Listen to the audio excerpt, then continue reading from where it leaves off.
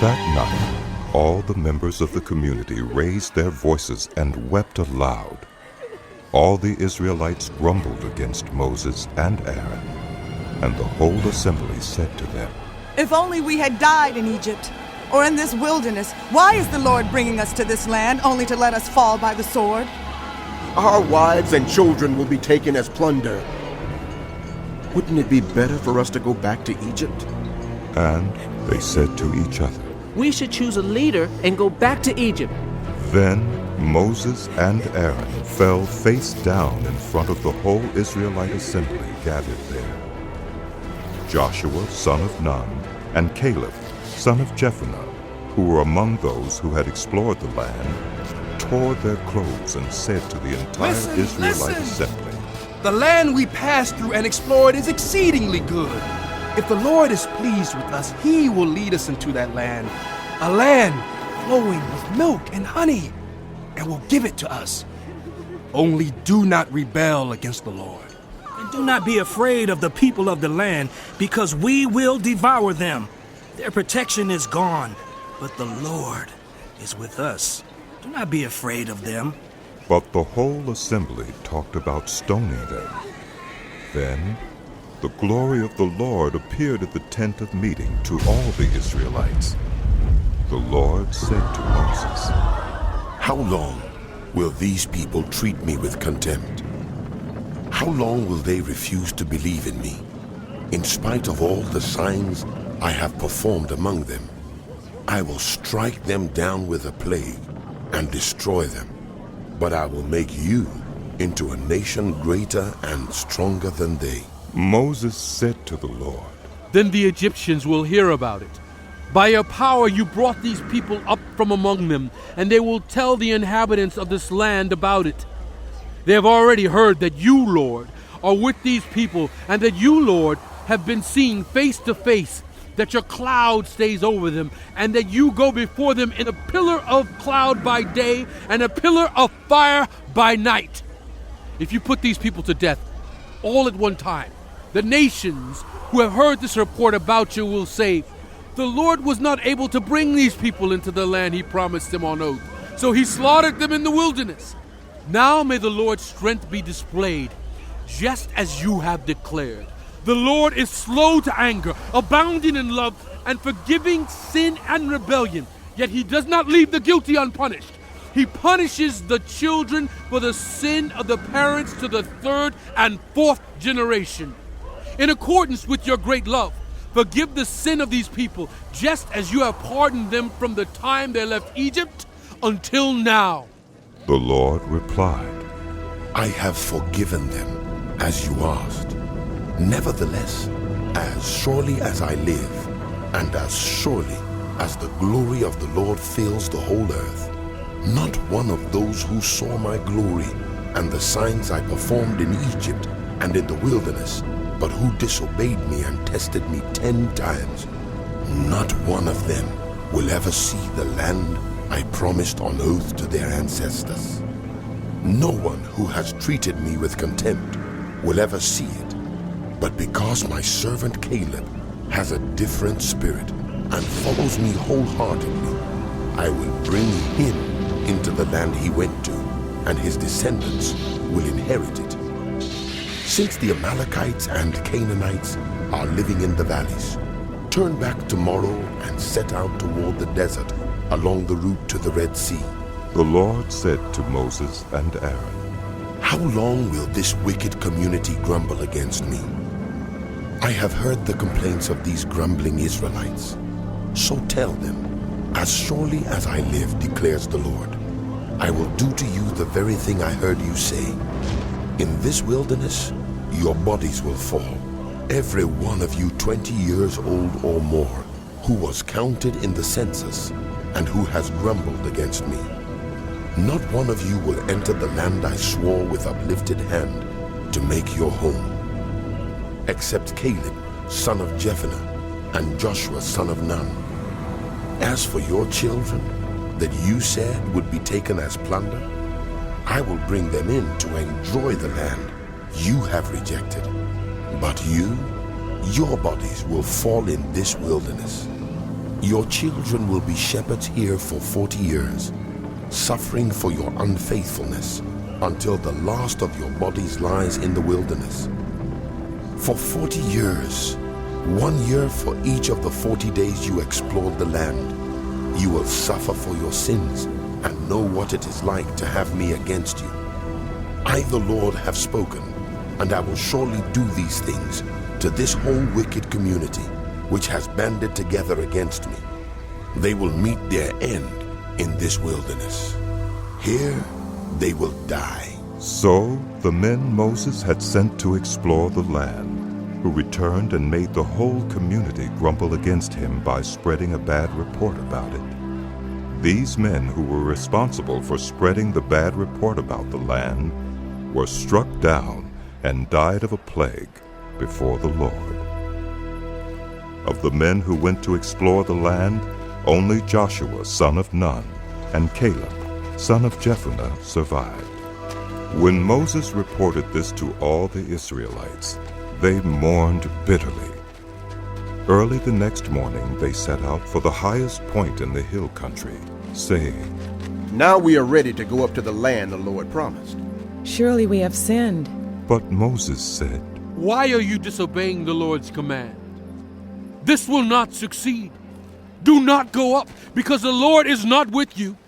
You will be defeated by your enemies, for the Amalekites and Canaanites will face you there, because you have turned away from the Lord. He will not be with you, and you will fall by the sword. Nevertheless, in their presumption, they went up toward the highest point in the hill country, though neither Moses nor the ark of the Lord's covenant moved from the camp. Then the Amalekites and Canaanites who lived in that hill country came down and attacked them and beat them down all the way to Hormah. The Lord said to Moses, Speak to the Israelites and say to them, After you enter the land I am giving you as a home, and you present to the Lord food offerings from the herd or the flock, as an aroma pleasing to the Lord, whether burnt offerings or sacrifices, for special vows or free will offerings or festival offerings, then the person who brings an offering shall present to the Lord a grain offering of 1/10 of an ephah of the finest flour mixed with 1/4 of a hin of olive oil. With each lamb for the burnt offering or the sacrifice, prepare 1/4 of a hin of wine as a drink offering. With a ram, prepare a grain offering of 2/10 of an ephah of the finest flour mixed with 1/3 of a hin of olive oil and 1/3 of a hin of wine as a drink offering. Offer it as an aroma pleasing to the Lord. When you prepare a young bull as a burnt offering or sacrifice, for a special vow or a fellowship offering to the Lord, bring with the bull a grain offering of 3/10 of an ephah of the finest flour mixed with 1/2 a hin of olive oil, and also bring 1/2 a hin of wine as a drink offering. This will be a food offering, an aroma pleasing to the Lord. Each bull or ram, each lamb or young goat is to be prepared in this manner. Do this for each one, for as many as you prepare. Everyone who is native born must do these things in this way when they present a food offering as an aroma pleasing to the Lord. For the generations to come, whenever a foreigner or anyone else living among you presents a food offering as an aroma pleasing to the Lord, they must do exactly as you do.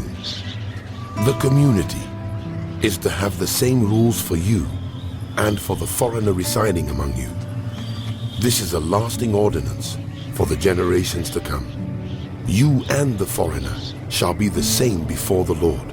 The same laws and regulations will apply both to you and to the foreigner residing among you. The Lord said to Moses, Speak to the Israelites and say to them, When you enter the land to which I am taking you, and you eat the food of the land, present a portion as an offering to the Lord.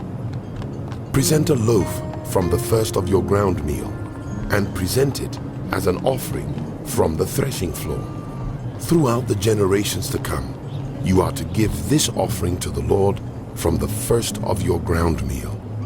Now, if you as a community unintentionally fail to keep any of these commands the Lord gave Moses, any of the Lord's commands to you through him, from the day the Lord gave them and continuing through the generations to come, and if this is done unintentionally without the community being aware of it, then the whole community is to offer a young bull for a burnt offering as an aroma pleasing to the Lord, along with its prescribed grain offering and drink offering, and a male goat for a sin offering.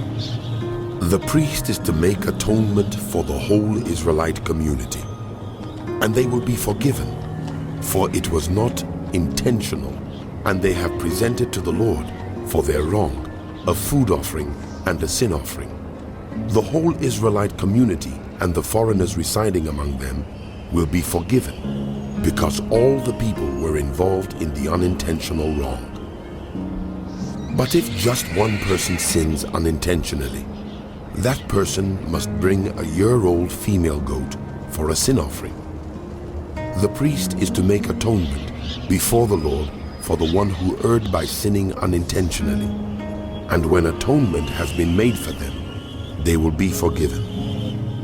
One and the same law applies to everyone who sins unintentionally, whether a native-born Israelite or a foreigner residing among you. But anyone who sins defiantly, whether native-born or foreigner, blasphemes the Lord and must be cut off from their people, because they have despised the Lord's word and broken his commands. They must surely be cut off. Their guilt remains on them. While the Israelites were in the wilderness, a man was found gathering wood on the Sabbath day. Those who found him gathering wood brought him to Moses and Aaron and the whole assembly.